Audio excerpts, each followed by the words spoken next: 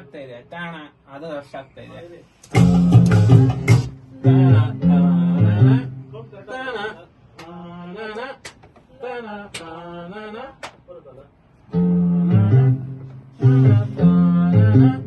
ಈಗ ಕರೆಕ್ಟ್ ಆಗಿದೆ.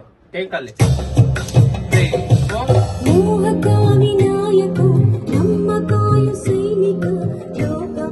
ಫುಲ್ ತಗೊಳ್ಳಿ, ಹಂಗೆ ತಗೊಂಡು ಹೋಗಿ ಹಂಗೆ. ಹಾ ಓಕೆ.